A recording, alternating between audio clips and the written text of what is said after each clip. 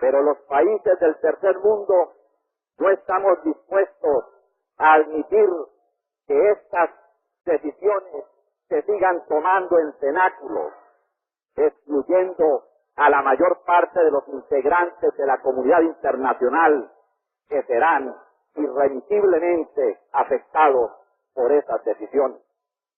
Es interés esencial a la América Latina y al tercer mundo en general que se fortalezca la economía mundial, que se contrarreste y que se venza la inflación.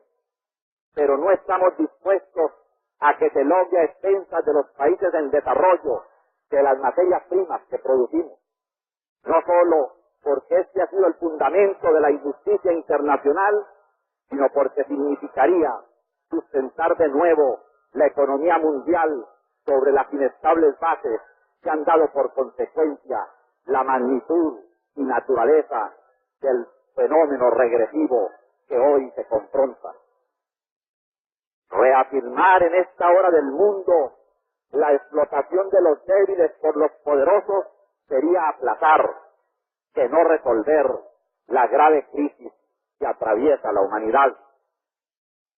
No debe ignorarse ni subestimarse la irrevocable decisión de los países en desarrollo de ejercer control sobre sus propios recursos naturales. En esta decisión no habrá marcha atrás. Hemos resuelto tomar nuestro destino en nuestras propias manos, asumiendo todas las consecuencias que deriven de esta histórica decisión. Los países en desarrollo no solo contamos con el poder de negociación que nos ha dado el petróleo, sino con el que nos da la fuerza moral de la unidad del tercer mundo. Estamos decididos, como ha quedado reiteradamente demostrado, a usarlo en forma razonable, pero resuelta. Es menester que se comprenda que la falta de entendimiento sumiría al mundo en peligros cuya materialización afectaría gravemente la economía y la vida misma de los pueblos, en particular la de aquellos que poseen mayor riqueza. Resulta inconcebible a estas alturas de la civilización siquiera pensar que pudiera frustrarse una vez más la esperanza de centenares de millones de hombres que están en condiciones infrahumanas o cerca de ellas. Los gastos en el incremento de armamentos de las grandes potencias que hablan continuamente de desarme servirían para resolver sustancialmente los problemas que confronta la humanidad. Me permito llamar la atención sobre dos cuestiones que están en orden prioritario en el diálogo norte-sur, de indispensable y urgente decisión. Me refiero al mantenimiento del poder adquisitivo de los ingresos de exportación de los países en desarrollo y al alivio de su deuda externa. La hipocresía económica internacional tiene un nombre propio: la ayuda. Ella nunca será la fuente de los ingresos necesarios para el desarrollo, que solo podrán obtenerse en justos y equilibrados términos de intercambio. Los servicios de las deudas contraídas por nuestros países sobre tales bases de injusticia internacional harán más nugatorios los beneficios de la ayuda y del comercio internacional en los términos en que hoy se conoce y se realiza. En este orden de ideas, me permito refrescar la memoria de los países industrializados sobre el compromiso adquirido en la Conferencia Mundial de la Alimentación en Roma, cuando los miembros de la OPEP propusimos la creación del Fondo Internacional para el Desarrollo Agrícola, FIDA. Los países de la OPEP hemos ofrecido conjuntamente una contribución sustancial, solicitando otro tanto de los industrializados. Lamentablemente, esta decisión tan importante no ha encontrado todo el eco indispensable en aquellos a quienes fue dirigida. A pesar de que en discursos y declaraciones se reconoce la importancia capital de resolver el problema agrícola y se ofrece cooperación económica para enfrentarlo. Los países en desarrollo no pretendemos cargar el peso de nuestros problemas sobre los industrializados. La cooperación basada en la confianza colectiva y en el esfuerzo propio quedó bien expresada en las decisiones tomadas en Colombo y más recientemente en México para un sistema financiero del tercer mundo. Pero, como es indispensable, con modalidades de cooperación con el resto de la comunidad internacional, los países industrializados debieran estar más conscientes de su interés en ampliar y fortalecer el poder de compra externo de nuestros países por medio de precios justos y adecuados para un caudal creciente y diversificado de sus exportaciones. Por exitosos que sean los esfuerzos para incrementar el comercio entre los países en desarrollo, su poder de compra externo se utilizará en su mayor parte en los países industrializados, contribuyendo así a un mayor empleo de sus factores de producción y a la estabilidad de sus economías. La producción total de la América Latina superó los 225.000 millones de dólares en 1975, cuadruplicando así los del año de 1950. De mantenerse las actuales tendencias, para 1985, Latinoamérica alcanzará un producto igual al de Europa en 1960, cuando se inició la gran experiencia del mercado común.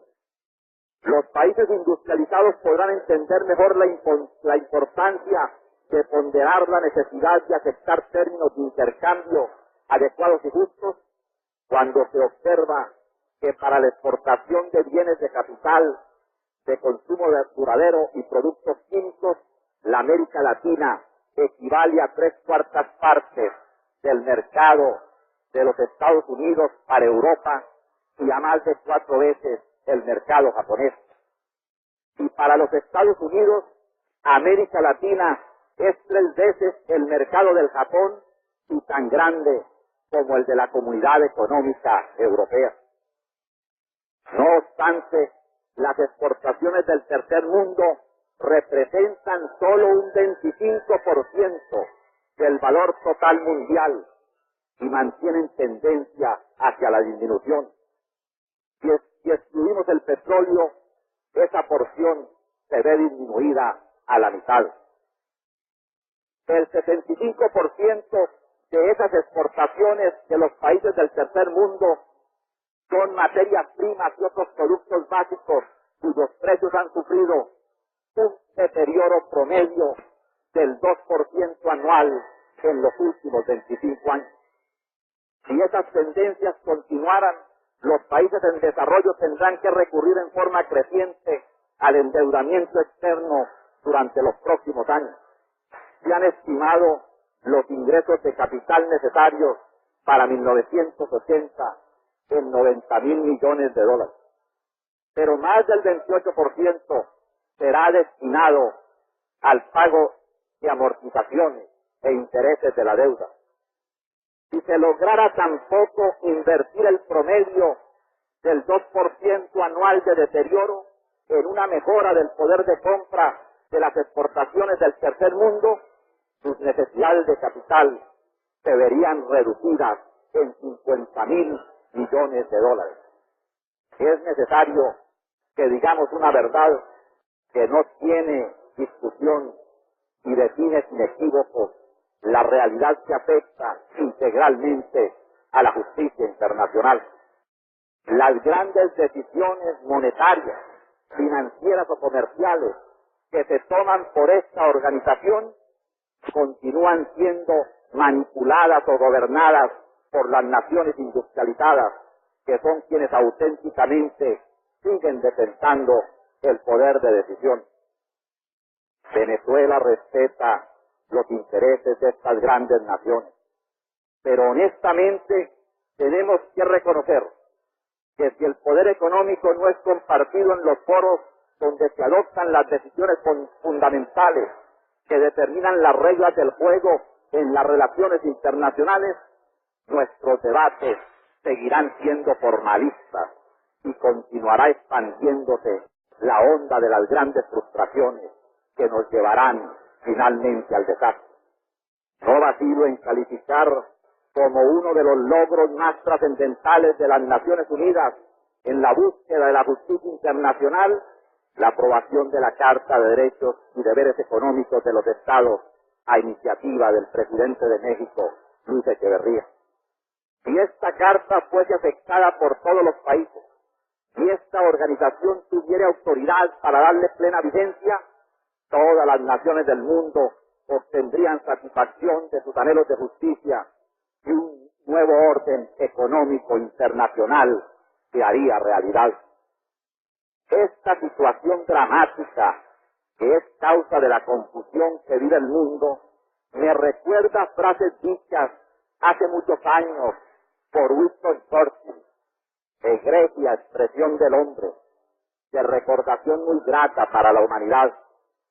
En su larga y dura lucha de combatiente, alguna vez dijo estas palabras para referirse a su contrincante.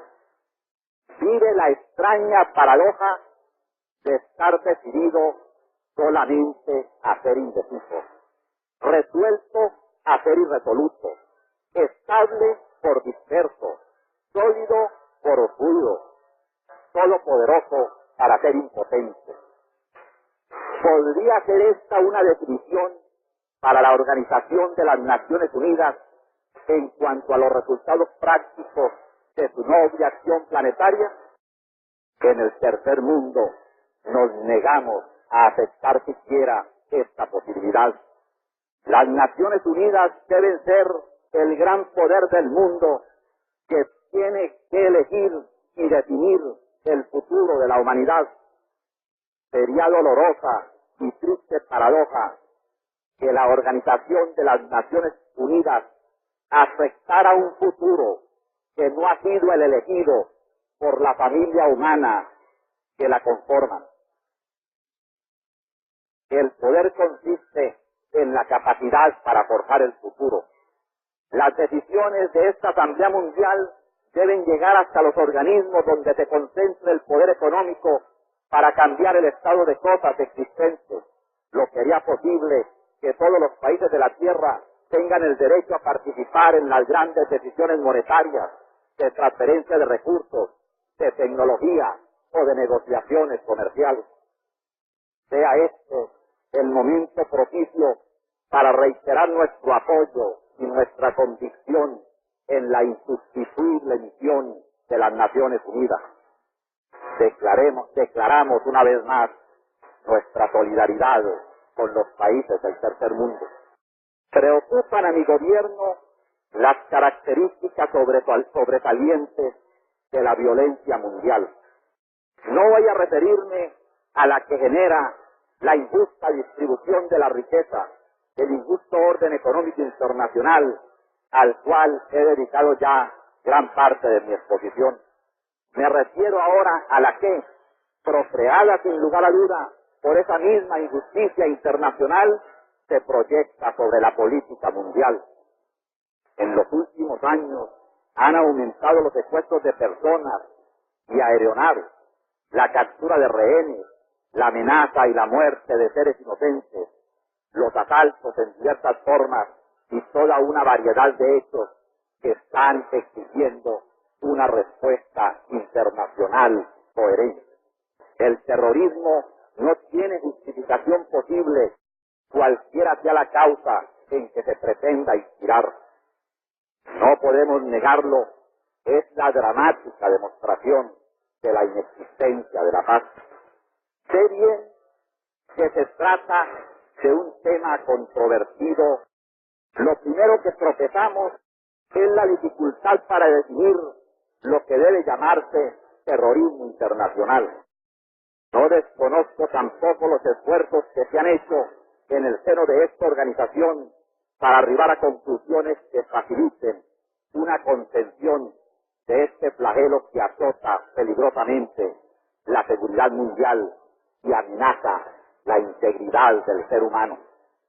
Pero no podrían las Naciones Unidas olvidar que una acción contra la violencia debe tener un carácter específico, dirigido a resolver los problemas concretos que se vayan presentando, porque no se trata de elaborar una interpretación de la violencia, sino de encarar una acción contra la violencia. Si los Estados convienen en algunas acciones concretas, será posible enfrentar el peligro en términos racionales. Deseo insistir en que este asunto es necesario abordarlo con franqueza y en términos políticamente precisos, como lo expresamos en una reunión celebrada el año pasado en un punto de la frontera de nuestros países, los presidentes de Colombia y de Venezuela. Sabemos que una acción es posible y estamos dispuestos a ofrecer nuestra voluntad, nuestra modesta contribución para acordar con otros estados medios efectivos en este sentido. Entiendo que no puede aplicarse el término de terrorismo a actos que verdaderamente no lo son, porque forman parte de la lucha de liberación que libran pueblos en distintos lugares de la tierra. Veo también la dificultad de incorporar a decisiones de las Naciones Unidas actos que, aunque pudieran calificarse de terroristas, corresponden estrictamente a la jurisdicción de una determinada soberanía, sin implicaciones internacionales. Pienso, eso sí, que el limitar la discusión en este foro a lo que pueda llamarse estrictamente terrorismo internacional podría permitir un acercamiento conceptual y un posible entendimiento. Aun cuando no descarto la conveniencia de que países que vayan identificando puntos de vista pudieran celebrar convenios dentro de los ámbitos de sus jurisdicciones, tal como se ha hecho entre la República de Cuba y algunos países americanos para controlar y frenar la piratería aérea. Creo firmemente que la violencia que se produce como acto criminal no puede ser nunca un acto político. Ninguna causa, por noble o justificada que esté, puede mezclarse en hechos que la asocien o identifiquen con manifestaciones de delincuencia o de lesa humanidad. No es inapropiado recordar aquí el doloroso drama que hemos vivido en las cercanías de nuestra patria, cuando un avión comercial de la línea cubana de aviación fue objeto de un atentado terrorista que costó la vida a 73 compatriotas latinoamericanos, muchos de ellos jóvenes deportistas que nos habían visitado en Venezuela y habían ganado el afecto y la admiración de los venezolanos. Otra forma de violencia que requiere de la intervención supranacional es la que cometen los gobiernos en violación de los derechos humanos. La defensa de los derechos humanos supone una autoridad internacional plenamente independiente que los salvaguarde y los haga respetar. La cuestión no sería resuelta si se le trata en términos de políticas convencionales inspiradas en actitudes oportunistas. No importa cuál sea el sistema político, social o los principios ideológicos que sustenten el pluralismo de los regímenes que existen en el mundo. Lo que es esencial definir es que bajo ningún pretexto puede aceptarse que se vulnere la dignidad de la persona humana. El orden político internacional que se está gestando no puede concebirse sin garantía para los derechos humanos bajo todos los sistemas políticos. En esta, como en otras materias ya señaladas, debemos aprovechar a fondo las posibilidades que ofrecen las Naciones Unidas. Es lamentable reconocer que no se están aprovechando íntegramente. Como país democrático, somos respetuosos de las formas políticas de los otros estados. No pretendemos convertirnos en modelos. Presentamos la experiencia de que sí es posible conciliar la democracia y el desarrollo, y que la libertad de opinar, de disentir y de transitar libremente, así como los principios de seguridad y de respeto a todas las formas de la condición humana, son plenamente compatibles con el progreso. No es inútil repetir la enseñanza de la historia de que ningún régimen de fuerza garantiza estabilidad perdurable. Las dictaduras acumulan violencia y fuerza de resistencia que terminan expresándose a través de la perturbación y de la violencia. La paz sigue siendo el gran reto de la humanidad, y mientras exista violencia no habrá paz verdadera.